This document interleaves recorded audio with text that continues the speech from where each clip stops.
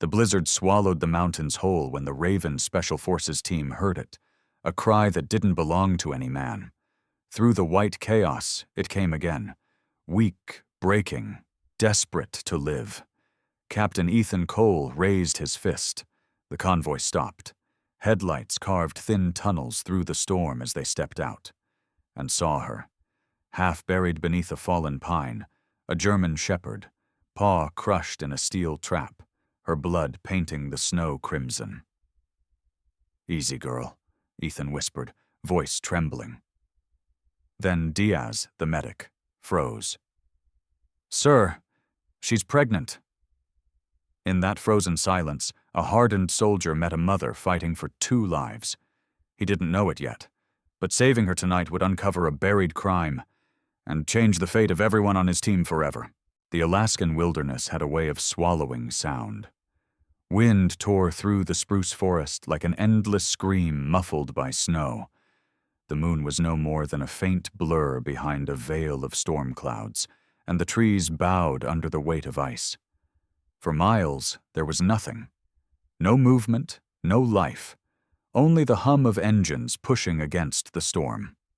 The Raven unit had been on patrol for 6 hours straight, tracking a lead on a smuggling route that intelligence claimed was moving biological cargo across the border. Captain Ethan Cole, 38, sat behind the wheel of the lead armored vehicle, eyes fixed on the narrow road that cut through the frozen woods. His face bore the map of a soldier's life. Sharp jawline dusted with a few days of stubble, a thin scar tracing down from his left temple to his cheek, and eyes the color of old steel, cold yet steady. He had served 3 tours in the Middle East before the loss of his K-9 partner, Rex, ended his active combat career. Since then, command had found a new use for him, leading a small tactical team through the coldest, loneliest missions no one else wanted. In the passenger seat, Sergeant Ryan Diaz, 29, rubbed his gloved hands together, trying to summon warmth. A combat medic from Texas with a quick wit and a quiet heart, Diaz was the team's conscience, a man who had seen too much blood for someone who still believed in saving lives. His brown skin glistened faintly with sweat despite the cold, and the corners of his mouth twitched every time the radio crackled. "Static again," he muttered. "Feels like this storm's trying to eat us alive." Ethan didn't respond right away. His focus remained on the snow. It was the kind of silence that made men uneasy, the kind that came before something bad. "Stay sharp," he finally said. "We're close to Grid Delta. Satellite heat scan picked up something warm 20 minutes ago. Could be the smugglers' camp, or worse." The third vehicle rolled to a stop behind them. Corporal Sam Keller, a lean, sandy-haired recon specialist barely 30, stepped out, his breath a cloud in the bitter air. "Visibility's dropping fast, Cap. Another 10 minutes and we'll be blind." Ethan nodded, stepping out into the storm. The wind hit him like a wall of needles. Snow stung his face as he scanned the tree line with his night vision goggles. Everything was a sea of white static, until he heard it. A cry. It wasn't human. It came from somewhere deep in the woods, faint and broken, like something torn between pain and fear. He froze, listening again. The team went silent behind him. Then the sound came once more, a strangled whimper that barely rose above the howl of the wind. "Did you hear that?" Diaz whispered. Ethan lowered his goggles. "Yeah, East Ridge, about 100 yards. Without waiting for orders, he started forward, boots crunching through knee-deep snow. The others followed, weapons raised, flashlights cutting, thin blades of light through the white chaos. The forest swallowed them in seconds. The air smelled of pine and iron. Branches creaked above them like old bones. The cry came again. Closer now. They broke through a thicket, and Ethan's light fell on something half buried beneath a fallen pine tree. At first it looked like a shadow. Then it moved. "Jesus!" Diaz breathed. It's a dog. Lying in the snow was a German shepherd, her fur matted with blood and ice. Her front paw was caught in a steel trap, the jaws clamped so tight the flesh had turned dark. Her chest rose and fell in shallow, trembling breaths. Snowflakes gathered on her muzzle as she tried weakly to lift her head. Her coat, once black and tan, was streaked with dirt and crimson. Ethan knelt beside her, his voice low. "Easy, girl. We're not here to hurt you." The dog's eyes fluttered open, amber, wild, but not lost. She growled softly, more in fear than aggression. Ethan felt the sound rumble in his chest. He knew that sound. He had heard it before in a place far from here, when Rex had been shot during a raid. The memory struck him hard enough to make his hands shake. He forced himself to breathe slowly. Diaz crouched beside him, removing his gloves. "The trap's fresh. Whoever set this was here recently." Ethan's jaw tightened. "Let's get her out before she bleeds out." He pried at the frozen metal, the cold biting through his gloves. The jaws refused to move. Snow drifted down his collar, melting into ice against his neck. After several long seconds of pressure, the trap finally groaned open with a metallic crack. The dog whimpered, her paw limp. Diaz immediately wrapped it in gauze torn from his field kit, his fingers moving with surgical precision despite the trembling cold. "Hang in there, sweetheart," Diaz murmured. "You're gonna be fine." Then, as he tied off the bandage, he paused. His eyes widened slightly. "Captain, look at her belly." Ethan glanced down. The dog's side rose and fell with a faint ripple beneath the fur. Her abdomen was swollen, trembling faintly with movement. Diaz whispered, "She's pregnant." The words hung in the air, heavy as the falling snow. Ethan felt something shift inside him, an ache that wasn't physical, a mother fighting for her life and her unborn pups in the middle of a storm. He exhaled slowly. "We're taking her with us." Keller frowned. "Sir, that's off mission. Command'll have our heads if—" "Then they can have mine," Ethan cut in sharply. "She's not dying out here." They built a makeshift stretcher out of a tarp and rifle straps. Diaz slid the injured shepherd gently onto it. She didn't resist, just stared at Ethan, eyes half-lidded, as if weighing whether to trust him. When they reached the trucks, the storm had grown worse. The wind screamed through the forest, bending trees and filling their footprints in seconds. Keller drove, while Ethan sat in the back beside the dog, keeping pressure on the bandaged paw. The warmth from his gloves melted frost along her muzzle. "She's tough," he murmured, half to himself. Diaz glanced in the mirror. "You naming her already?" Ethan managed a faint smile. "Grace." "Grace?" "Yeah, feels right." The name settled into the space between them like a quiet vow. 15 minutes later, they reached a cluster of dim lights, the Evergreen Rescue Center, one of the few places still open at midnight in this frozen corner of Alaska. Ethan jumped out first, his boots sinking into the slush. The building was small, wooden, with a faded green sign and a flickering porch light. He carried Grace in his arms, her body warm but weakening. Inside, the air hit him with the sharp scent of antiseptic and coffee. A woman's voice called from behind the counter. "Can I help you?" Dr. Lily Hartman emerged, tying her lab coat over a flannel shirt. She was 29, tall and slim, with chestnut hair pulled into a loose braid that brushed her shoulder. Her eyes, a calm ocean blue, met his with a mix of professionalism and surprise. "You're military?" she asked, noticing the insignia on his jacket. "Special Forces," Ethan replied quickly. "Found her in the forest. Trap injury, losing blood." Lily's calm cracked for just a moment when she saw the wound. "Get her in here." They laid Grace on a stainless table under bright, fluorescent lights. Lily's hands were quick but gentle, tracing the injury, checking pulse and breathing. "She's lucky," she said softly. "The trap missed the bone. I'll clean the wound and get her on fluids." Ethan hovered near the table, silent. His gaze followed every motion Lily made. For a moment, the sterile room felt like a battlefield aid station again, and he hated how familiar that felt. Then Lily's voice broke through his thoughts. "She's pregnant," she said quietly. He nodded. "We noticed. She's strong. Most wouldn't have survived that blood loss." Grace lifted her head slightly at the sound of Lily's voice, then let it fall again. Ethan rested his hand on the dog's neck. "She will." Lily glanced up at him. "You talk like you've done this before." "I used to work with K9 units," he said. "She reminds me of one of ours." The doctor's expression softened.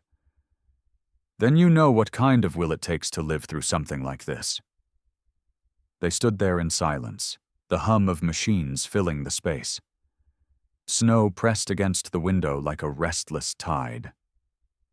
After what felt like an hour, Lily stepped back, removing her gloves.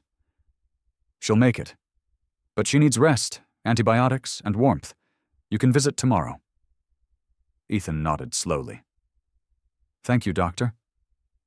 Lily smiled faintly. "Most people just drop them off and leave." "I'm not most people," he said simply. When he stepped back into the storm, the snow had eased to a slow drift. He stood for a moment on the porch, watching the faint light glowing from inside, the vet moving in the window, the dog breathing beneath a blanket of warmth. Behind him, Diaz approached, coat pulled tight. "You okay, Cap?" Ethan looked out at the vast, white darkness stretching beyond the trees. "Yeah," he said quietly. "I think we just found something worth protecting." The storm moved east that night, leaving the town of Evergreen in fragile silence. But deep inside that silence, three things still beat: the heart of a soldier, the life of a mother, and the faint promise of something neither had known they were missing. Snow blanketed the small town of Evergreen through the early morning hours, turning roofs into smooth white domes and muting the streets beneath a frozen hush. The rescue center at the town's edge stood half-buried, its porch light flickering against the gray dawn. Inside, the hum of heaters and faint scent of antiseptic filled the quiet. Captain Ethan Cole stood by the window, still wearing his field jacket. His face looked harder in daylight, thick stubble shadowing his jaw, gray-blue eyes heavy from a night without sleep. He had faced desert firestorms and urban crossfire, yet nothing felt quite like the stillness that came after saving something fragile. Behind the glass door, the injured German shepherd lay wrapped in blankets. Her bandaged paw rose and fell with slow breaths. The tagless collar lay on the counter, a piece of proof that someone, somewhere, had wanted her forgotten. Dr. Lily Hartman entered quietly, a towel draped over one arm and a bowl of warm water in her hands. She was tall, about 29, with chestnut hair pulled into a messy bun and soft freckles across her nose. Her calm voice carried the steadiness of someone who had learned how to stay composed when others broke. "She made it through the night," Lily said, setting the bowl down. "Pulse is stronger. She's still weak, but she wants to live." Ethan's shoulders eased. "And the pups?" "6 weeks along. Healthy so far," Lily replied. "Another night in that snow, and neither she nor her litter would have made it." Ethan's jaw tightened. Someone owned her. "I'd bet on it," Lily said, lifting the collar. The leather was cracked, the metal tag deliberately removed. "Whoever set her loose didn't want her traced." The thought sank deep. Ethan looked back at the shepherd, watching her eyes flutter open. Even injured, she was striking, tan and black fur, sharp ears twitching at every sound. She stared through the glass at him, uncertain but alert. Lily noticed his gaze. "She's a survivor," she said quietly. "Most dogs give up by now." "Maybe she still has something left to protect," Ethan murmured. They stood in silence until the door opened again. Sergeant Ryan Diaz stepped inside, breath clouding from the cold. A thermos dangled from his gloved hand. "Coffee's hot," he said, handing one cup to Lily, another to Ethan. "The snow's still coming down. Feels like the whole world's asleep." "She's not," Lily said, nodding toward the kennel. "She recognizes your voices. Her vitals calmed the moment you walked in." Diaz smiled faintly. "She's smarter than most people I know." Ethan crouched beside the glass. "Grace," he said softly, testing the name he'd chosen hours earlier. The dog's ears flicked. "Yeah, that's right," he whispered. "Grace." Lily tilted her head. "Grace? That's a good name." Ethan gave a half smile. "She earned it." After checking the dog's vitals. Lily looked up. "What exactly were you doing out there last night?" "Patrolling," Ethan replied. "We've been tracking smugglers near the border, cargo, possibly biological." Lily frowned. "Animals?" "Maybe. The trap she was caught in wasn't built for hunting. It was steel, oiled, new. Someone's using professional-grade equipment." Lily's expression hardened. "Then she didn't wander off. She escaped." Ethan met her eyes. "That's what I'm thinking." He pulled a folded map from his pocket, spreading it across the counter. Red marks traced the coordinates of the find. "We'll sweep the area again. If there are more traps, we'll find them." Lily hesitated. "If you do, bring what you find here. The local animal control office won't help much. Some of them look the other way when money's involved." Ethan nodded. "Understood." By mid-morning, the storm had calmed into a gray drizzle. Ethan and Diaz followed the forest ridge north, their truck's tires crunching over frozen ground.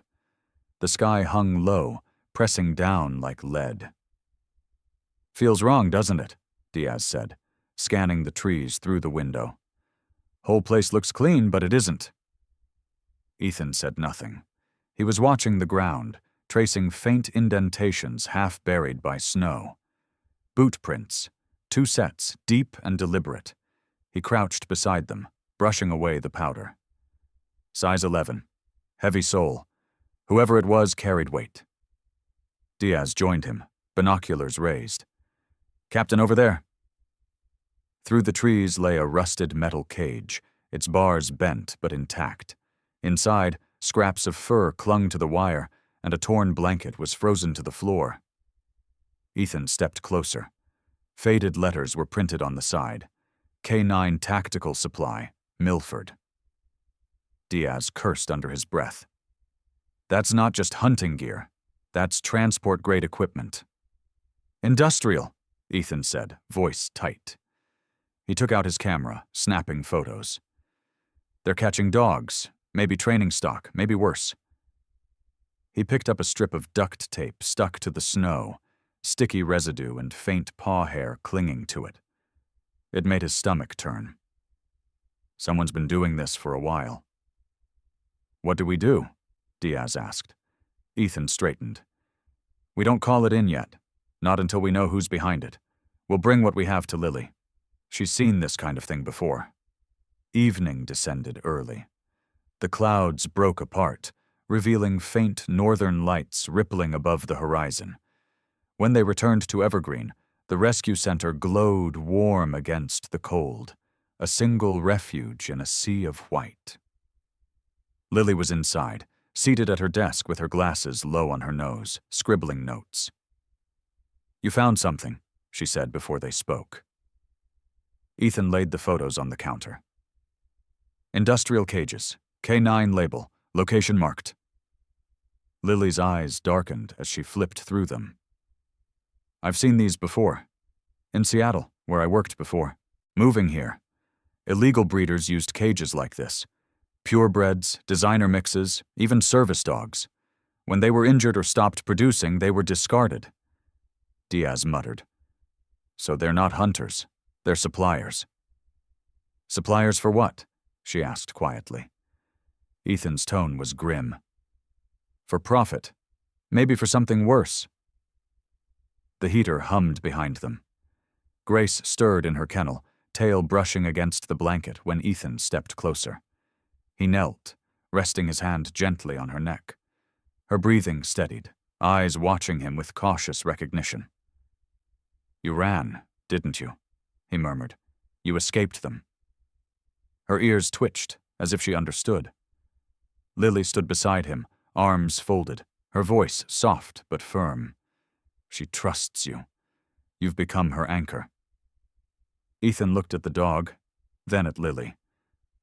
Then maybe it's time we start protecting her the way she tried to protect herself. Lily nodded slowly. I'll help however I can. Outside, the snow had stopped completely, leaving the town washed in moonlight. Ethan stood for a long moment at the window, watching the shimmer of Aurora Borealis reflect in the glass. Behind him, Grace rested quietly. Lily documented every detail, and Diaz cleaned his rifle in silence. It wasn't just a rescue anymore. It was the beginning of something deeper. In that small wooden building, surrounded by storm and silence, 3 strangers, soldier, medic, and doctor, had found a cause that would bind them together. And though none of them knew it yet, the wounded shepherd named Grace had already begun to change everything. The wind had quieted, but the forest was far from silent. Beneath the gray morning sky, the snow-covered ridges of Alaska looked endless, a cold labyrinth of pine and mist. Captain Ethan Cole stood by the back of the Raven unit's armored vehicle, the sound of the engine ticking as it cooled. The cold stung his face, but his mind was elsewhere, on the rusted cage they'd found, the words K9 Tactical Supply, Milford etched faintly on the side. He glanced toward Sergeant Ryan Diaz, who was kneeling near a patch of ground beside the trail. Diaz brushed away a layer of snow with his gloved hand, revealing small streaks of oil on the frozen soil. The medic's breath clouded in the cold air. Still fresh, he said. They must have moved through here less than a day ago. Ethan nodded, scanning the tree line through his binoculars. They didn't set traps at random. This is mapped, calculated. Diaz looked up at him. Then we're dealing with professionals. The team had been reduced to 3 men for this operation: Ethan, Diaz, and Corporal Sam Keller, their recon specialist. Keller emerged from the trees carrying a metal fragment in one hand. He was in his early 30s, lean, with sandy blonde hair and the easy confidence of someone who'd been in danger too many times to be rattled by it. Found another piece, he said, tossing it to Ethan. The metal shard gleamed under the weak light. Same make as the trap that hit Grace. Ethan turned it over in his glove. The steel was precision cut, coated with industrial lubricant. Not the kind of material a local hunter could get his hands on. He felt that same tightness in his chest he'd felt the night before. The sense that whatever this was, it reached further than any small-town cruelty. Mark the coordinates, he said. We'll send them later. Keller raised an eyebrow. Later? Command's gonna want this ASAP. I'm not looping them in yet, Ethan replied. If this ties into an active network, we need proof before the brass buries it under red tape. Diaz shot him a look. You're talking about going off record. Ethan zipped his coat up to the neck. Yeah, I am. By afternoon, the snowfall had eased, leaving patches of icy sunlight breaking through the trees. The team moved deeper into the ridge, their boots crunching over frozen ground. They followed the oil stains and faint tire tracks until the trail split into 2. To the east, The land dipped toward a frozen stream. To the west, it climbed toward a set of cliffs that overlooked the valley. Ethan crouched near a tree and noticed something nailed to the trunk. A small metal tag, half rusted but legible. The same company name again, K9 Tactical Supply, Milford. He took a photo and pocketed it. Keller scanned the area ahead with his scope. "Captain, you're not going to like this." "What is it?" "About 100 yards north. Smoke." Ethan followed his line of sight. Through the haze of trees, a thin column of gray smoke twisted into the air. The team advanced slowly, rifles low, using the trees for cover. When they reached the clearing, they saw the source, a makeshift camp built from shipping containers. 3 men were there, dressed in mismatched camouflage and parkas. One sat by a fire, sharpening a knife. Another unloaded metal traps from the back of a snowmobile. A third man, tall, with a beard flecked with gray, was on the phone, pacing. Ethan signaled Keller to circle wide, Diaz to stay back. He raised his binoculars again and zoomed in on the side of one container. Faded letters read, "Property of Vectra Logistics." He frowned. The name rang a bell. An import-export company based in Anchorage, known for contracting security work in remote zones. Diaz whispered over comms, "Could be a cover operation." "Could be," Ethan replied. "Or worse." They watched as the bearded man ended his call, turned toward the container, and opened the door.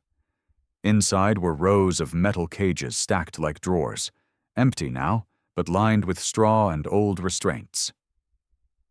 Ethan's stomach tightened. This wasn't just poaching, it was storage. Processing. Keller's voice came through the headset. "You want me to take pictures?" "Do it," Ethan said. "Quietly." The shutter clicked softly, but before Keller could move back, a branch snapped under his boot. One of the men by the fire turned sharply, flashlight beams slicing through the air. "Movement!" the man shouted. Ethan cursed. "Go loud!" The clearing erupted in chaos. Diaz fired a warning shot over the fire as the men scrambled. The bearded one lunged for his snowmobile, but Keller tackled him hard, sending them both into the snow. Ethan advanced fast, rifle raised, his voice calm but firm. "Hands where I can see them." Within seconds, it was over. 2 of the suspects fled into the trees, but the bearded man lay pinned under Keller's knee, gasping for breath. Ethan yanked off his glove and pulled the man's wallet from his jacket. The ID inside read, "Paul Henders, age 43, contractor, Vectra Logistics." "What's this operation?" Ethan demanded. Henders spat blood into the snow. "You have no idea who you're screwing with?" Ethan's grip tightened on his rifle. "Try me." The man hesitated, then gave a twisted grin. "You think this is about dogs? You're chasing shadows, soldier." Before Ethan could press further, Keller called out, "Captain, we've got company." 3 headlights appeared from the tree line, ATVs speeding toward them. Ethan dragged Henders to his feet and shoved him toward Diaz. "Secure him! Fall back to the truck!" They retreated through the forest under a hail of engine noise. The ATVs stopped short at the clearing, and gunfire cracked through the air. Warning shots, not direct. Whoever was behind this didn't want blood. They wanted silence. By the time the Raven truck reached the main road, the sun had fallen behind the ridge, leaving the world steeped in blue. Ethan sat in the back with Henders restrained beside him. The man stared out the window, his breath fogging the glass. "Who's financing you?" Ethan asked again. Henders smiled faintly. "You'll find out soon enough." Ethan leaned closer. "If you're moving live animals, that makes it federal. You're already buried. Help yourself while you can." The man didn't answer. He just looked down at his bruised hands and said quietly, "You think you're saving them. You're not." At Evergreen, Dr. Lily Hartman was cleaning up after hours when the door burst open. Diaz led Henders inside, followed by Ethan and Keller. Lily froze. "Ethan, what happened?" Ethan's tone was measured. "He's part of it. Vectra Logistics. We found cages, equipment, everything." Lily's eyes narrowed at the restrained man. "You brought him here?" "It's temporary," Ethan said. "We can't take him to base without alerting command. He's safer here, for now." Lily frowned but didn't argue. She turned to Grace, who was resting peacefully in her kennel. "You just can't stay away from trouble, can you?" she murmured, though her voice held a flicker of warmth. Ethan met her gaze. "Trouble's already here." He glanced back at Henders, who sat on the bench, hands cuffed, eyes glinting with quiet defiance. For the first time, Ethan wondered just how deep this operation went, and whether Grace's escape had been chance or warning. Outside, snow began to fall again, thin and soundless. Beneath the dim lights of Evergreen, something dark was beginning to stir beneath the ice. The days after the capture of Paul Henders passed slowly, wrapped in the brittle cold of early winter. Evergreen lay quiet beneath a pale sky, its streets slick with melted snow that froze again by dusk. The rescue center had become a second outpost for the Raven unit, a place of warmth, of uneasy peace, and of questions that refused to rest. Inside, the hum of the heater filled the halls with a low drone. Grace, the injured German shepherd, was recovering faster than Lily had expected. Her bandaged paw had begun to heal, and though she still limped, she no longer trembled when touched. Her coat, once tangled and stained, now glowed a deep sable and tan under the clinic's soft light. But what stood out most was her awareness, those amber eyes that followed only one man whenever he entered the room. Captain Ethan Cole stepped in quietly, the snow melting off his boots. He had spent most of the night on the phone with command, offering half-truths about local suspects and unverified intel. His face was tired, jaw rough with stubble, eyes dulled from lack of sleep. Yet, as soon as Grace lifted her head from the blanket and wagged her tail once, something softened in him that no battle ever could. "Morning, Grace," he said softly, kneeling beside her kennel. She sniffed the air, catching his scent, then rested her muzzle against the bars. Ethan reached in, brushing her head gently. "You're getting better," he whispered. "That's good." Behind him, Dr. Lily Hartman watched from the doorway, arms crossed loosely. The morning light caught in her auburn hair, turning it copper. There was a quiet admiration in her eyes as she observed the soldier and the dog, a bond forming not from command or training, but from something far more human. "She doesn't do that with anyone else," Lily said. Ethan looked up. "What do you mean?" "Even me," she said, stepping closer. "When I clean her wound or feed her, she stays alert, cautious. But when you come in, she relaxes. Dogs don't fake that." He smiled faintly. "Guess she sees something familiar." "Or someone," Lily replied. "Someone who's been hurt and survived." Ethan didn't respond. His hand stayed on Grace's head, fingers brushing the soft fur behind her ears. The room went still for a moment, the only sound the faint hum of the heater and the dog's slow, steady breathing. Diaz entered then, bringing in 2 cups of coffee. "Morning, Doctor," he greeted, handing one to Lily. His breath still carried the bite of outside air. "Captain, you should take a break. You've been up since we cuffed Henders." Ethan took the cup but didn't drink. "Where's Keller?" "Checking the ridge again," Diaz said. "He's trying to trace that vehicle trail before the snow buries it. Still no backup from Anchorage. Command's running background checks on Vectra Logistics, but they're dragging their feet." Lily glanced toward the exam room where Henders was being kept. And the prisoner? Still quiet, Diaz said. Won't talk, just stares at the floor. Ethan stood, straightening his jacket. Let's see if he's ready to start. They found Paul Henders sitting on the cot in the back office, his wrists cuffed, and his gray-streaked beard damp with sweat. The fluorescent light above buzzed softly. He looked older than 43 now. Defeated, but not broken. His eyes flicked up when Ethan entered. You again, Henders muttered. Didn't they teach you soldiers not to play detective? Ethan ignored the jab. Who are you working for? I told you, Henders said, voice flat. You don't want to know. Diaz leaned against the wall, crossing his arms. Wrong answer. Ethan stepped closer. You're moving trained dogs, not wild ones. Purebreds, shepherds, retrievers. That takes money and transport. Who's buying them? Henders' lips twitched into a faint, bitter smile. Same people who buy everything else that breathes. Labs, private security, research firms.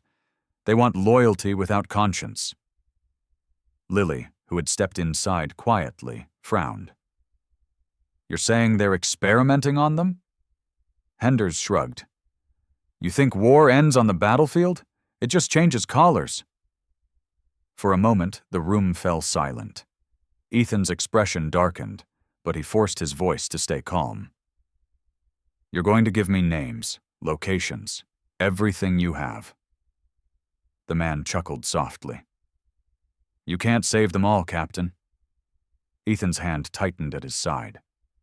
Maybe not, but I can start with the one still breathing. Henders turned his gaze away, muttering, Then you better hurry. Ethan stared at him for a long moment, then motioned Diaz to step out. Keep him under watch, he said quietly. When the door closed, Lily caught his arm. What he said. Do you think it's true? Ethan rubbed his temple. Doesn't matter. We'll find out. That evening, Lily stayed late at the clinic. Snow had begun to fall again, thick and slow. The rescue center glowed like a lantern against the dark, and through its windows, the shapes of Ethan and Grace could be seen. Two silhouettes still awake long after the others had gone. Lily stepped into the room, her boots clicking softly on the tile. Ethan sat cross-legged beside Grace's open kennel, the dog resting her head on his thigh. She wagged her tail lazily but didn't move. He looked up, startled for a moment. You should be sleeping, Lily said gently. So should you, Ethan replied. She smiled, tucking a strand of hair behind her ear. Touché. Lily crouched beside him, studying Grace's breathing. She's healing fast, but the limp might stay. Old nerve damage. She'll adapt, Ethan said. They always do. Lily looked at him, her voice softer now. You talk like someone who's seen it up close. I have, Ethan said. His eyes drifted toward the far wall as if watching a memory. My K9 partner Rex, Baghdad, 2014, he took the blast before I did. Saved 3 of us. I buried him with my tags when I came home. Lily hesitated. I'm sorry. He nodded once, the motion tight.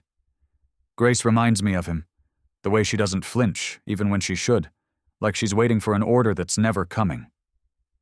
Lily looked at the dog's sleeping face. Maybe she's waiting for something else.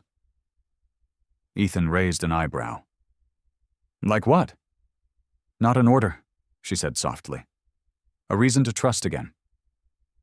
He didn't answer, but his gaze lingered on Grace, and something in it changed. Less command, more care. Outside, the snow pressed against the window, and the lights flickered once. For a moment, the world felt distant, muffled by the quiet rhythm of a dog's breathing, and 2 hearts slowly thawing in the cold. The next morning, the storm had thickened again. Diaz came in early, brushing snow off his coat. Captain, we've got a problem, he said. Keller's not checking in. His tracker went dark around 0400 near the ridge. Ethan was already pulling on his gloves. Gear up. We move now? Lily stepped forward. Wait, what if it's connected to the group that attacked before? Then we're already late, Ethan said, his tone hardening. He turned back once more toward Grace, who was awake now, standing in her kennel with her ears pricked. She barked once, a short, low sound, as if she understood. Ethan met her gaze and nodded. We'll be back, he said quietly. As the door closed behind them, Lily rested her hand on Grace's kennel, whispering, You trust him, don't you? So do I. Grace's tail thumped once in reply. Outside, the Raven truck started down the frozen road, headlights cutting through the storm. Inside the rescue center, only the faint hum of the heater and the steady heartbeat of a recovering shepherd remained, waiting, listening, believing. The storm over Snow Ridge had eased, but the world remained gray and sharp-edged. Pine branches sagged under ice, and the wind that swept across the timber valley carried the metallic scent of cold steel. Captain Ethan Cole stood beside the Raven truck, his breath misting in the air as he studied the tablet in Sergeant Ryan Diaz's hands. A single red dot pulsed on the screen. Motion detected near the abandoned lumberyard. That's Keller's last signal, Diaz said, tapping the screen. If the tracker's still broadcasting, someone's been back there. Ethan zipped his coat higher, the fabric whispering against his beard. His gray-blue eyes caught the pale reflection of the snow. Or something, he muttered. Either way, we move. In the back seat, Dr. Lily Hartman looked up from her field kit, worry tracing lines across her freckled face. You're going in alone? Ethan nodded. Two-man sweep. You stay with the truck. Keep comms hot. Lily frowned. You both promise not to treat me like I'm breakable. Diaz grinned. We didn't promise that, Doc. We just didn't want to argue in the cold. She rolled her eyes, but said nothing more as Ethan pulled the rifle strap across his chest. Grace, the German shepherd, was already watching him from the open tailgate, ears forward, body tense. Her black and tan coat gleamed faintly under the dim light. You're sitting this one out, girl, Ethan said softly, scratching behind her ear. Grace gave a low whine, pressing her nose against his glove. Watch over her, he added, nodding toward Lily. Then he and Diaz disappeared into the snow. The lumberyard had once been the heartbeat of the valley, but now it stood like a frozen graveyard of industry. Cranes rusted in silence, cables hung like vines, and the smell of oil still haunted the wind. The ground was a patchwork of snow and frozen mud, with the faint impressions of boot prints half buried under new flakes. Fresh tracks, Diaz whispered. 2, maybe 3. Ethan scanned the dark silhouette of the main mill. Stay wide. If Keller's here, they may be using him for leverage. They moved quietly, rifles up, steps calculated. The metal of the catwalks groaned above them. Ethan paused, motioning to the far end of the yard where a dim orange glow flickered inside the mill's office. Eyes up, he murmured. That's not a reflection. They crept closer, the wind carrying faint voices. Ethan caught fragments. Shipment? Snowstorm? Keep the cages cold. His gut tightened. He exchanged a glance with Diaz. Ready? Diaz smirked. Always. Ethan kicked the door open. Inside, the office burst into movement. Shouts, weapons raised. A man at the desk dove for cover while another swung a shotgun from behind a crate. Ethan fired once. The man's weapon clattered against the wall. Diaz followed with a controlled burst that dropped a second hostile. But then the air changed.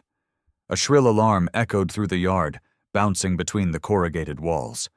Floodlights flared to life, washing the snow in white fire. From the shadows, figures emerged. 4, maybe 5, dressed in black tactical coats. Ambush! Diaz shouted. Ethan ducked behind a forklift as rounds sparked against metal. They knew we were coming. Doesn't matter, Diaz grunted, slamming a fresh mag into his rifle. We're here now. Bullets tore through the frozen air. Ethan leaned out, firing 3 quick shots. One target fell. Another crawled behind a stack of lumber. A grenade bounced across the floor, rolling to a stop at Ethan's boot. He kicked it back into the open yard. The explosion rocked the walls, snow falling from the rafters in clouds.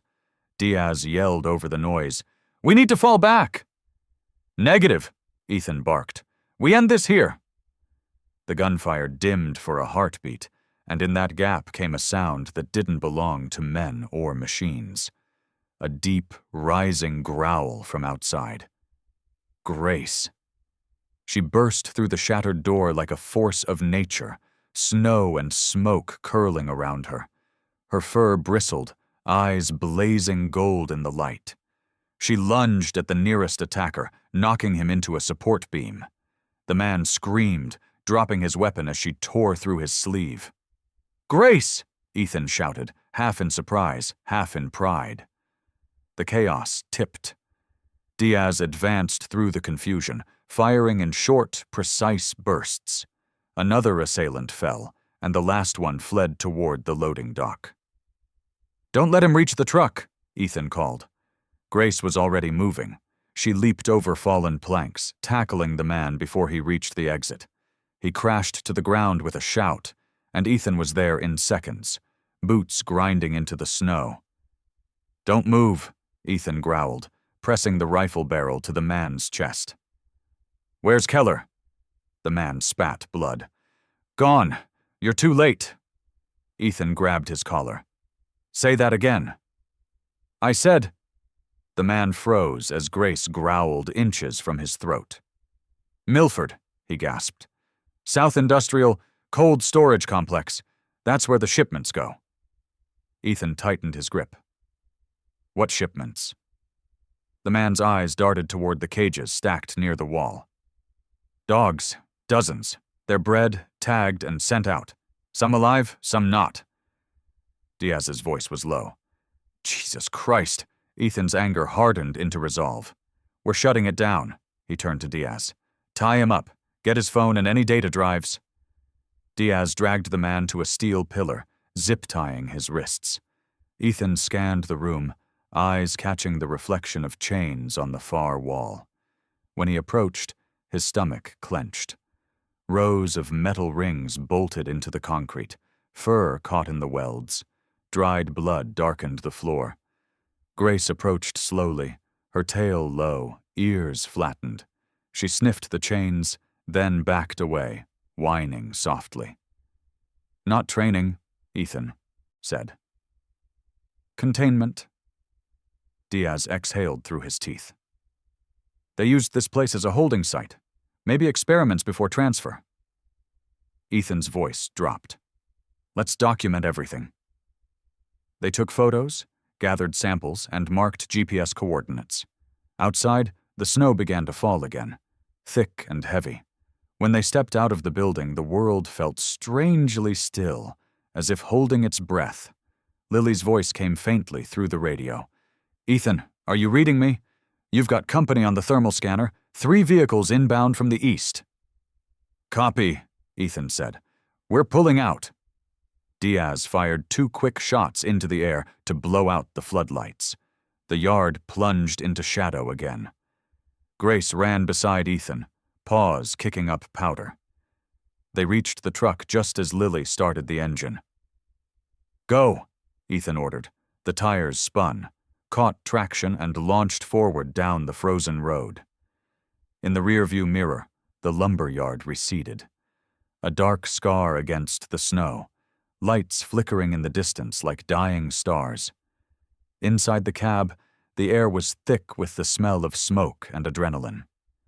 Grace sat between them, breathing hard but unhurt.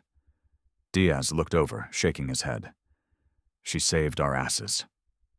Ethan nodded. "She's one of us now." Lily glanced back at the dog, her expression softening. Then maybe it's time she stopped running and started healing. Ethan didn't answer right away. His mind was already moving ahead, to Milford, to the cold storage facility, to Keller. But as he looked at Grace's reflection in the mirror, he allowed himself one quiet moment of peace. "You earned your place, girl," he said. Grace tilted her head, eyes steady on him, as if she understood every word. The storm rolled in before sunset, swallowing Evergreen beneath walls of white. Wind howled through the narrow streets, bending power lines and rattling the windows of the rescue center. Inside, the lights flickered as Dr. Lily Hartman worked feverishly, her gloved hands trembling slightly as she checked the monitor beside the kennel. Grace's breathing was fast, shallow. The German shepherd's belly heaved with each contraction, her paws pressing against the blanket. Lily wiped her forehead and grabbed her phone. "Ethan, it's happening," she said, voice tight but steady. "Grace is in labor." On the other end, Captain Ethan Cole was still hours away, driving through the whiteout with Sergeant Ryan Diaz in the passenger seat and Grace's 3 rescues from the lumberyard secured in the back. He could barely see the road. The windshield wipers fought the snow like soldiers losing a battle. When Lily's voice came through, something in his chest tightened. "How far along?" he asked.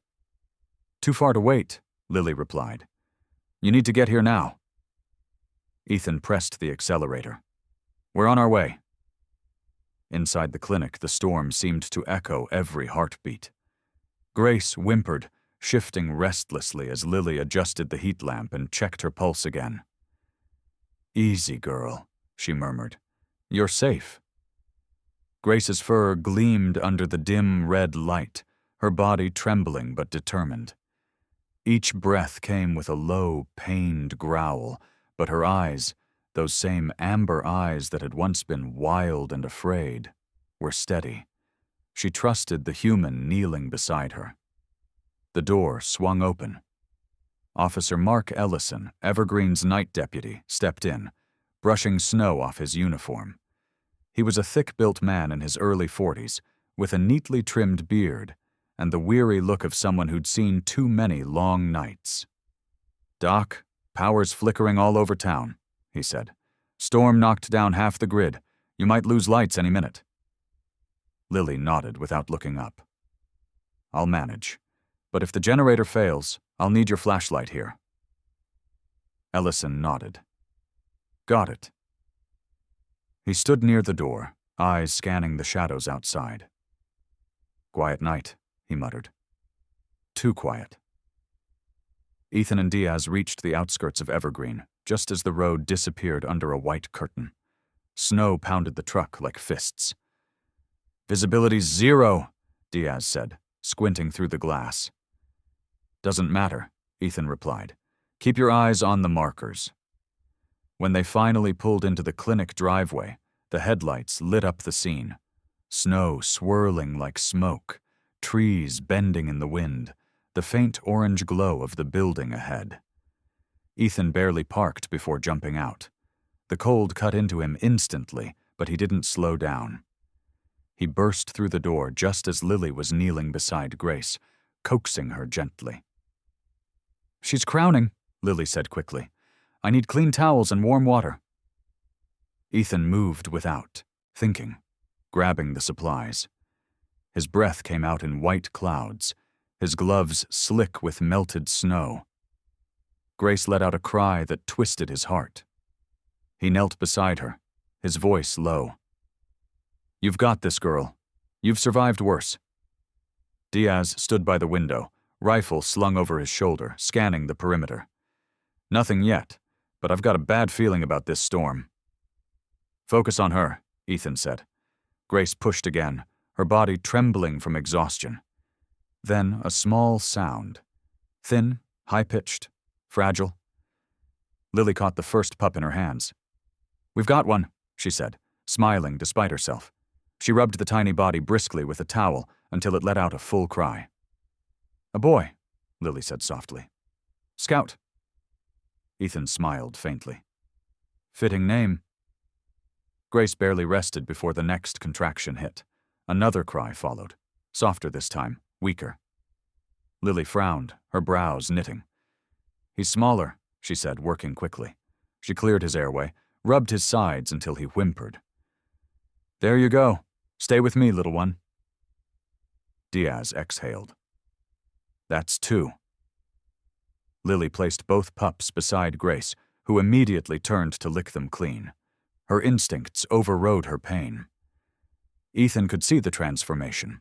The same animal that had fought for her life in a trap now protecting her young with gentle strength. Then the third came. It was the longest minute of Ethan's life. Grace lay still, breathing hard, while Lily's hands moved with urgent precision. For a moment there was only silence. Then, faintly, another cry filled the room. Lily laughed, breathless. We've got a girl. She looked up at Ethan, eyes bright. 3 lives, Scout, Milo, and Daisy. Ethan glanced at Grace, who was licking the newborns, her eyes glistening with exhaustion and peace. 3 lives in a place that's seen nothing but pain, he said quietly. Lily looked at him, her voice trembling with emotion. 3 reasons to believe again. For a moment, the storm outside faded into the background. It was just the 4 of them. 2 humans, 1 wounded mother, and 3 tiny sparks of life. The air smelled of antiseptic and warmth, of new beginnings fighting through the cold. Then the lights flickered. Once, twice, then died completely. The room plunged into darkness. Diaz cursed softly. Generators out. Ellison switched on his flashlight, the beam slicing across the room. I'll check the circuit. But before he could move, Lily's computer chimed once, its battery still active. On the security feed, a shape moved outside, a figure crossing the yard through the storm. Then another. Ethan's instincts flared. Kill the light, he whispered. The room went dark except for the faint red glow of the heat lamp. Ethan moved toward the window, crouching low. Outside, he could barely make out the silhouettes. 3 men, dressed in winter gear, moving with purpose. Diaz joined him, rifle ready. They're not locals. Vectra, Ethan muttered. They found us. Lily's pulse quickened. The puppies, Grace, stay behind the counter, Ethan said firmly. No noise. The front door rattled once, then stopped. Snow gusted under the frame. Ethan raised his weapon, every muscle tense. The wind howled, masking footsteps. Then came the sound of shattering glass. The side window. Diaz swung around. Left side. Gunfire erupted. The first intruder stumbled in, caught by Diaz's round, dropping to the floor. The others fell back into the storm. Grace stood, growling low, positioning herself in front of the pups. Her body shook, but her eyes burned fierce. Ethan crouched beside her. Easy, girl, not tonight. Another shadow moved outside, but before it reached the window, sirens wailed in the distance, Ellison's backup signal from his patrol truck. The attackers vanished into the storm as quickly as they'd come. When the silence returned, Ethan lowered his weapon slowly. His breath came in ragged clouds. Everyone okay? Lily nodded, clutching the edge of the counter. Grace protected them, she said quietly. She didn't even flinch. Ethan turned toward the kennel, where Grace lay down again beside her pups, curling protectively around them.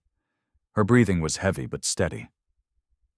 She's stronger than any of us, Diaz murmured. Ethan looked at Lily, who was wiping tears from her cheeks. You did good, he said softly. Lily smiled faintly. We all did. Outside, the sirens faded, swallowed by the storm. Inside, 3 tiny hearts beat against their mother's side, each one proof that even in a world built on cruelty, life still found a way to fight back. Ethan stood at the window, watching the snow fall like ash. Somewhere beyond that blizzard waited Milford, the end of this road. But tonight, for the first time in months, he let himself feel something close to peace. The storm had begun to fade by dawn, leaving Evergreen covered in white silence. Smoke curled from the chimneys of the old cabins scattered across the valley. One of them, half hidden beneath pine branches and drifts of snow, was the Raven Unit's emergency safe house, a wooden structure built decades ago by forest rangers and later repurposed by the military. Captain Ethan Cole drove the truck up the narrow path, headlights cutting through the pale fog. Inside the cab, Sergeant Ryan Diaz was half asleep, his arm still wrapped in a sling from the lumber yard ambush. In the back, Grace lay curled up beside her 3 newborns, Scout, Milo, and Daisy, nestled in layers of old blankets. Their tiny whimpers broke the stillness every now and then, faint but alive. Lily sat beside them, one hand resting gently on Grace's back. Her hair, still damp from the long night, clung to her neck. Her eyes were tired but soft, carrying that same quiet determination Ethan had come to trust. "We're here," Ethan said as he killed the engine. The cabin loomed ahead, dark and still except for the faint smoke trailing from its chimney. Diaz stepped out first, his boots sinking deep into the snow. "Still standing," he muttered. "I'll sweep the perimeter." Ethan nodded. "Take it slow." Lily carried one of the pups in her arms as she followed Ethan toward the porch. The wood creaked under their boots. The safe house was small but sturdy, with a porch lined by old lanterns and an American flag faded by years of weather. Inside, the air was cold but dry. A wood stove stood in the corner, ashes still warm. Ethan knelt beside it, feeding in dry logs. "We'll stay off the grid for a while," he said. "No phones, no trackers? Vectra won't find us out here." Lily glanced toward the window. "You really think they'll come this far?" Ethan looked up, his gray-blue eyes steady. "They came for a dog. They'll come for what she carried." Grace limped towards the corner, sniffing the air before settling beside the stove. She lay down carefully, curling around her pups. The warmth of the fire lit the room in amber glow, turning her coat to gold. Ethan stood for a moment, watching the scene. A soldier, a doctor, and a mother who had fought her way back from death.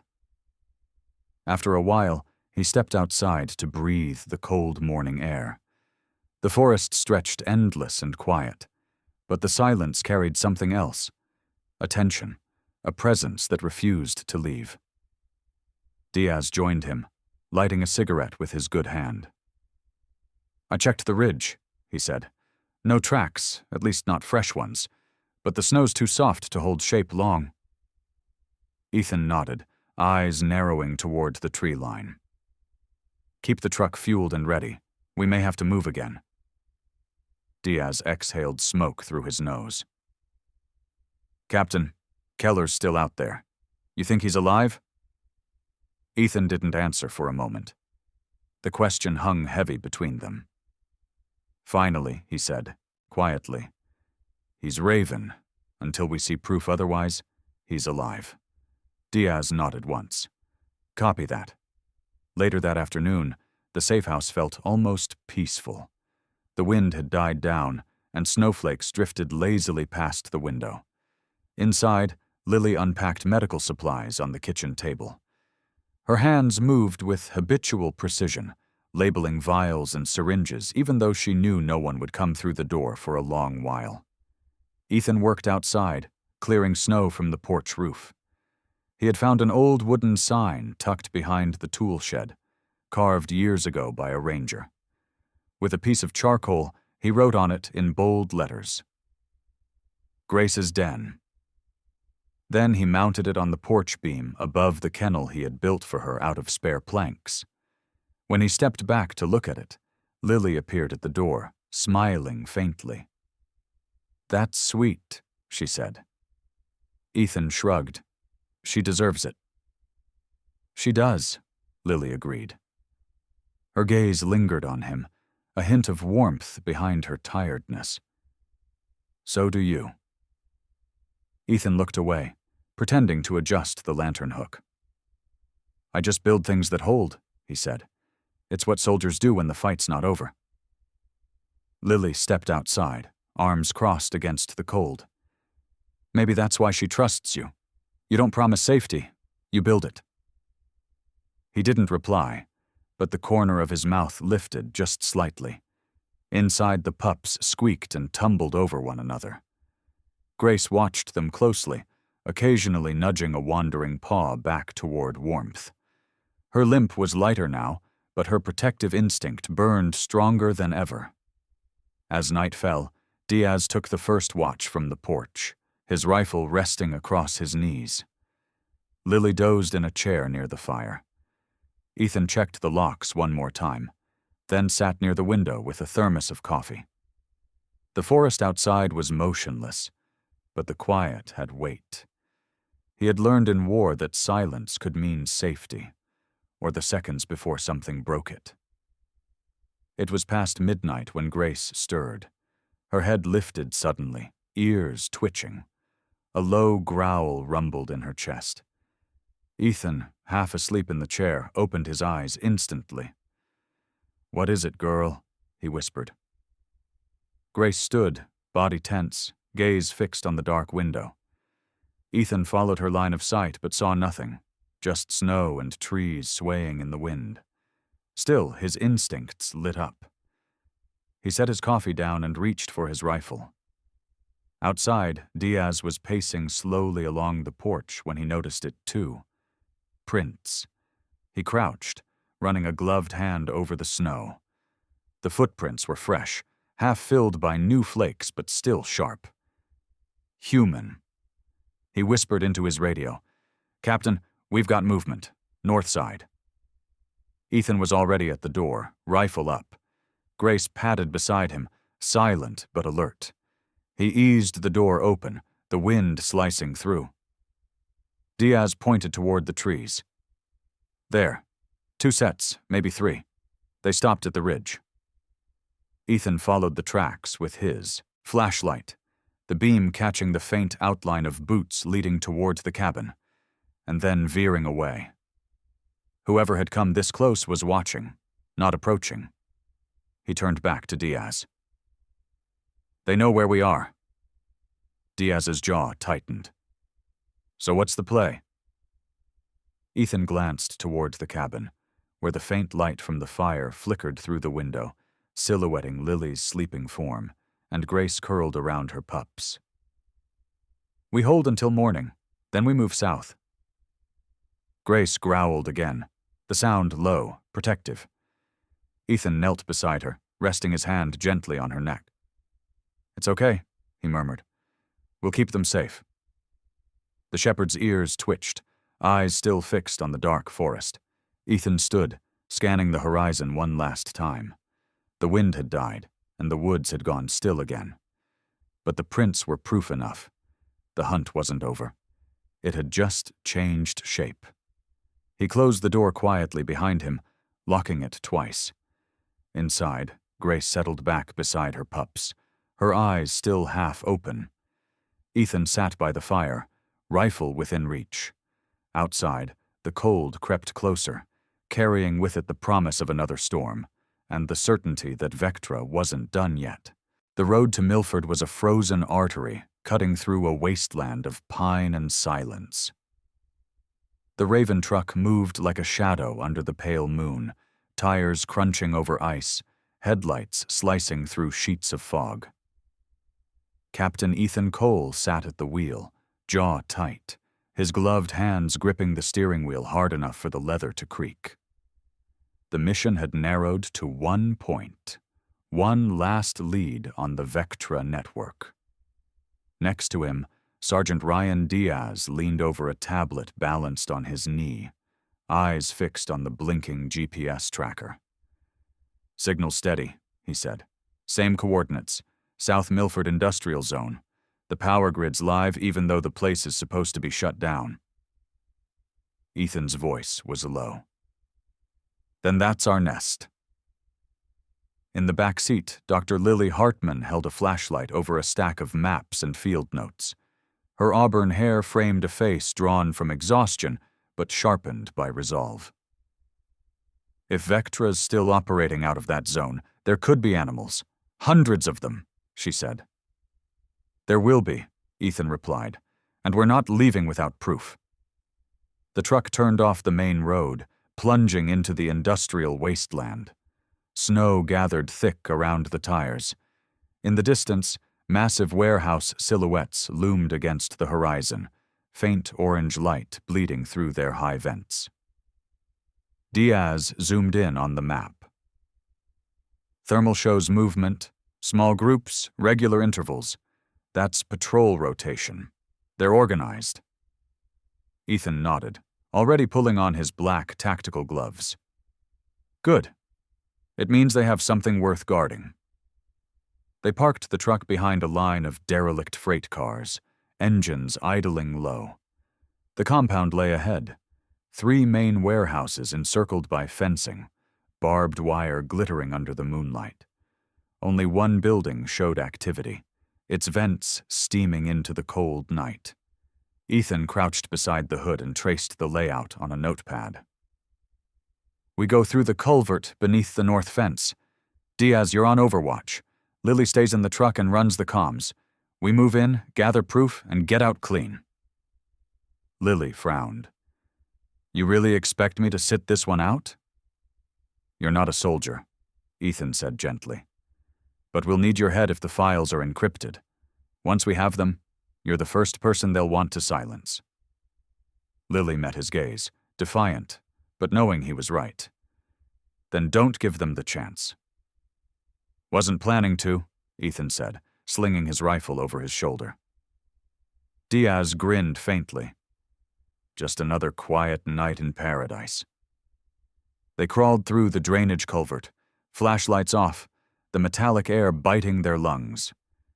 When they emerged on the other side, they were inside the perimeter, underneath the shadow of the main warehouse. Snow fell in thin, soundless flakes. Ethan signaled with 2 fingers, and they moved along the wall. The first guard appeared suddenly near a loading bay, his breath visible in the cold.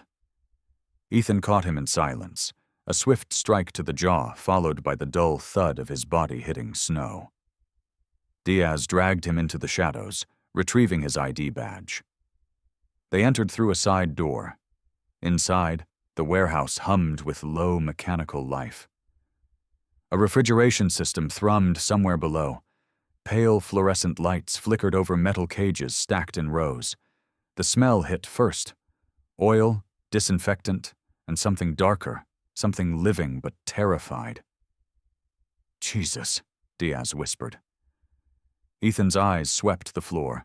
Dozens of cages lined the walls, filled with German shepherds, Belgian Malinois, Labradors, and breeds bred for obedience. Their eyes followed the intruders with a mixture of fear and desperate hope. Some bore scars, others had fresh bandages. Each cage had a label, breed, weight, and a tag marked Specimen Class A. Ethan's jaw tightened.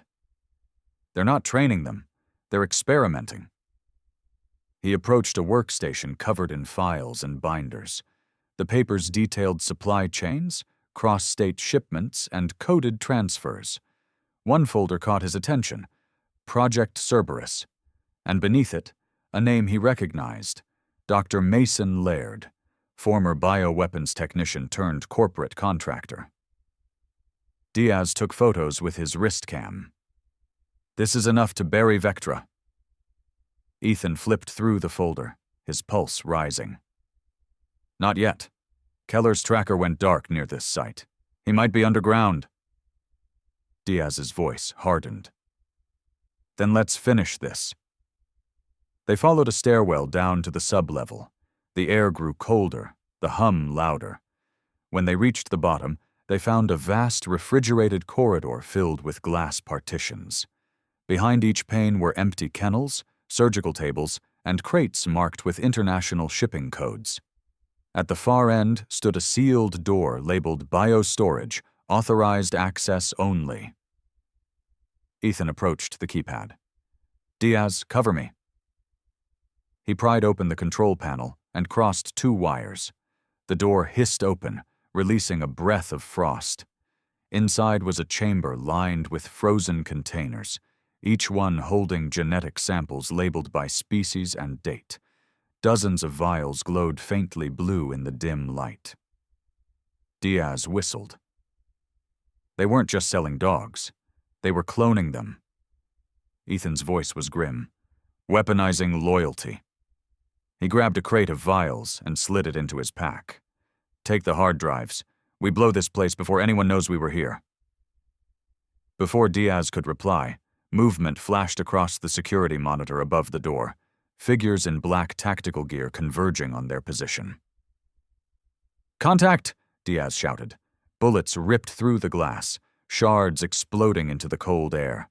Ethan dove for cover behind a metal crate, firing controlled bursts. The sublevel echoed with gunfire and alarms. Red lights pulsed along the ceiling. "Fall back to level 1!" Ethan yelled.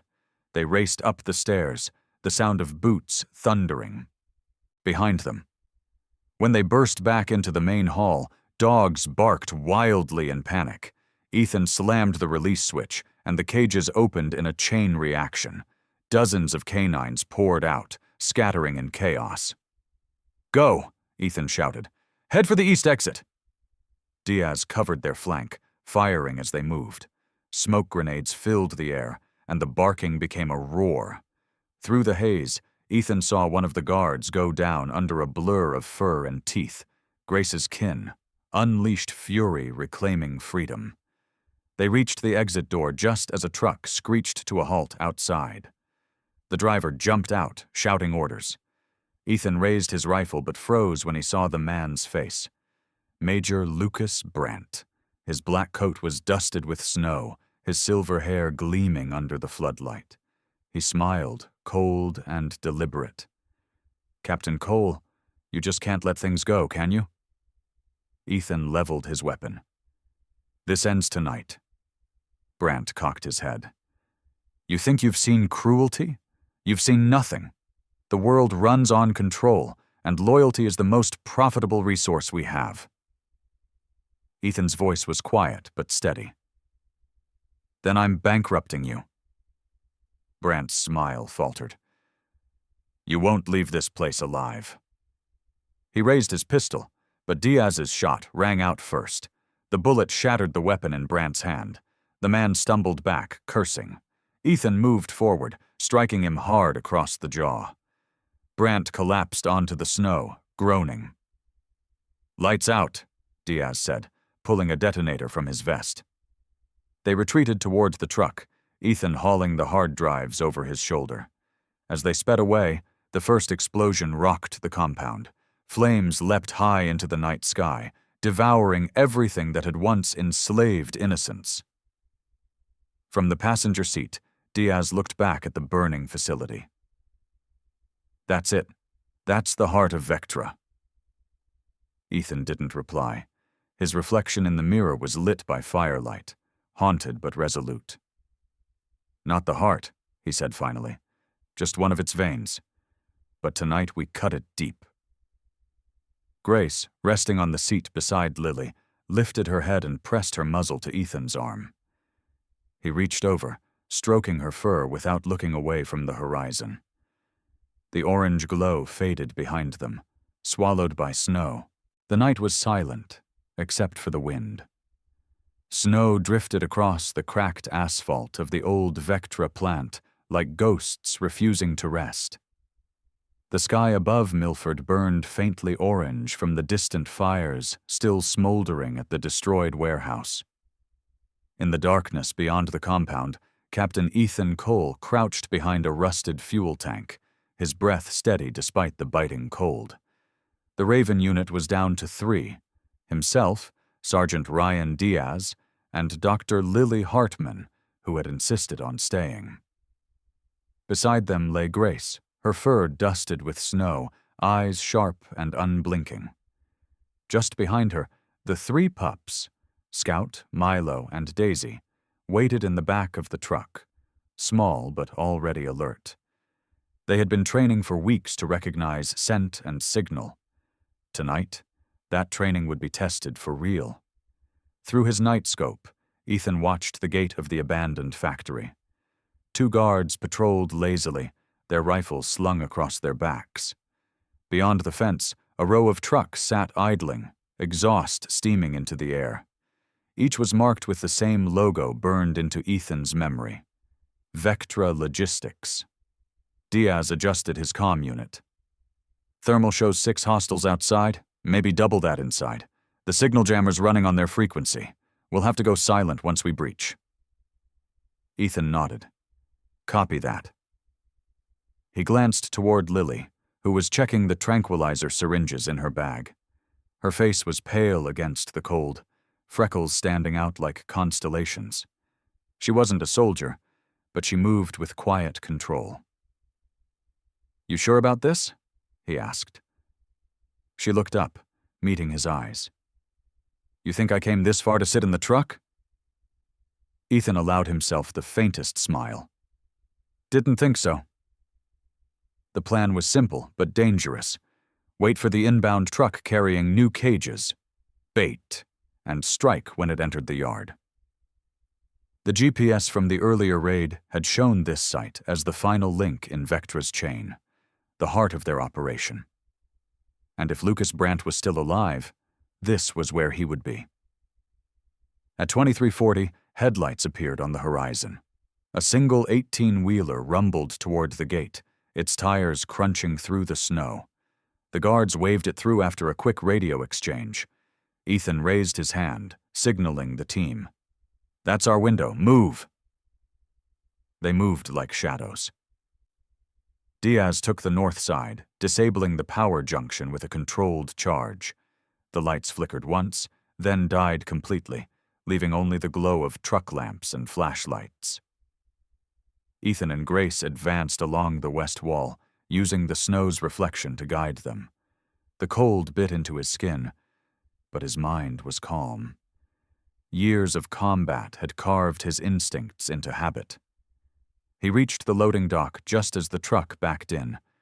Men began unloading cages, 4, 5, then 6 of them. The sounds of whimpering dogs echoed through the night. Ethan's jaw tightened. They're alive, he whispered into his comm. Diaz's voice crackled back, softly. On your mark. Ethan raised 3 fingers, then 2, then 1. The world exploded into motion. Diaz's flashbang burst first, lighting up the yard. Ethan moved fast, firing controlled bursts as he advanced. Grace charged beside him, barking fiercely, her body a blur of muscle and instinct. Chaos erupted. Guards shouting, gunfire slicing through the snow, the air thick with smoke and light. Ethan ducked behind the truck, returning fire. 2 guards went down. One lunged from behind a crate, and Ethan swung his rifle butt into the man's jaw, dropping him instantly. He turned to see Lily sprinting toward the cages, her parka flaring behind her as she worked the locks with trembling hands. Come on, she muttered, forcing one latch open. Dogs bolted out, scattering across the yard. Lily! Ethan shouted, covering her from the ramp. Grace was in front of the truck now, teeth bared, holding her ground against a man raising a pistol. Before he could fire, she lunged, knocking him into the snow. Ethan rushed forward, yanking the weapon from the attacker's hand and tossing it aside. Good girl, he called, breathless. From the factory's upper floor, more gunfire erupted. Diaz's voice came through, strained. Multiple hostiles inside. They're trying to flank. Hold position, Ethan replied. He turned to see a familiar figure stepping from the shadows near the loading bay. Major Lucas Brandt, alive. Coat dusted with ash, eyes cold as ice. He carried a sidearm and wore no fear. Well, Captain, Brandt said, his voice low but clear even through the storm. "You really don't know when to stop." Ethan steadied his aim. "Neither do you." Brant smiled faintly. "You think you're saving them? Look around you. You're just breaking the chain that keeps the world safe." "From what?" Ethan demanded. "From chaos," Brant said. "These dogs, these experiments will save soldiers' lives, eliminate human weakness. You of all people should appreciate that." Ethan's voice hardened. "You call this salvation?" He nodded toward the cages, toward the terrified animals huddled together. "You turned loyalty into currency." Brant's expression flickered, just for a second. "You still don't get it." He raised his gun. But before he could fire, a dark shape bolted from the snow. Grace. She hit him square in the chest, knocking him backward. The gun went off once, the bullet grazing Ethan's shoulder. He barely flinched. In the same motion, he closed the distance, slamming his fist into Brant's jaw. The older man fell hard, his weapon spinning away. Diaz appeared from the side entrance, panting. "All hostiles neutralized." Ethan stood over Brant, breathing hard, blood trickling down his arm. "You're done," he said quietly. Brant coughed, eyes wild. "You think this ends with me? You have no idea how deep it goes." Ethan looked down at him with cold finality. "Then we'll keep digging." He turned to Diaz.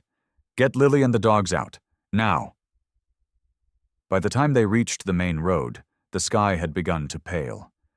Behind them, the factory glowed faintly with fire, contained, deliberate.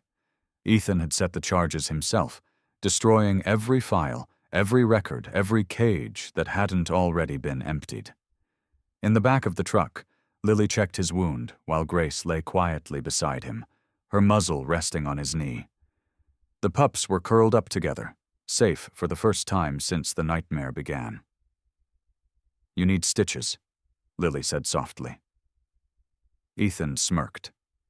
"Add it to the list." Diaz drove in silence for a while before glancing at him in the mirror. "We actually did it, huh?" Ethan looked out the window at the rising sun breaking through the snow clouds. "Not all of it, but enough to start something better." Lily smiled faintly. "You mean hope?" He met her eyes and nodded. "Yeah, something like that." Grace shifted beside him, pressing her head against his hand. He scratched behind her ears, his gaze distant but peaceful. For the first time in years, he felt the weight of war lifting. Not because it was over, but because, for once, he'd chosen what to fight for. By early March, the snow in Evergreen had begun to melt. The air still carried winter's chill, but sunlight now lingered longer on the pine branches, turning the frost to diamonds. The town was quiet, but not the same as before. The silence now held warmth instead of fear. The storm had passed, both outside and within. Captain Ethan Cole stood on the steps of the Evergreen Civic Hall, adjusting the black tie that felt strangely out of place on him. He had worn combat gear for half his life, but a suit made him feel exposed. Before him stretched a crowd of townspeople, reporters, and officers, faces lit by morning light, smiles tempered with respect. A large banner above the stage read, "Honoring the heroes of the Raven Unit and Grace, Guardians of Hope."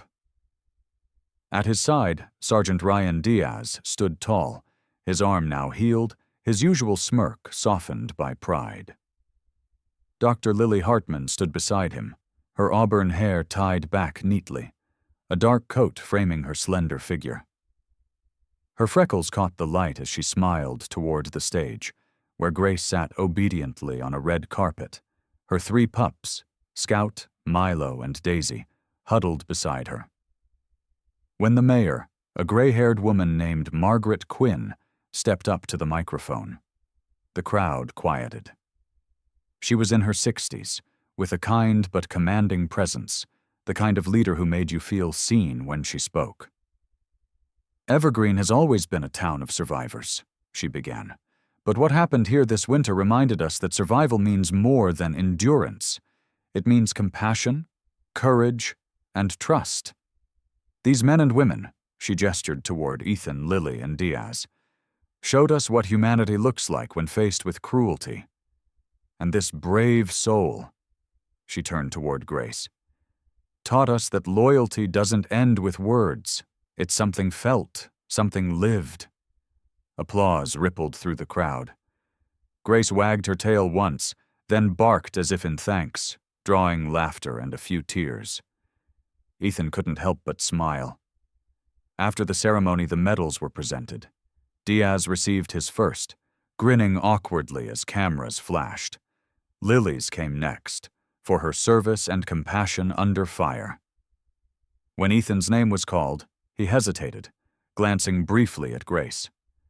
The applause rose again as he stepped forward to accept the honor. "Captain Ethan Cole," Mayor Quinn said, pinning the medal to his jacket, "for valor, integrity, and unyielding humanity." Ethan bowed his head slightly, murmuring a quiet, "Thank you."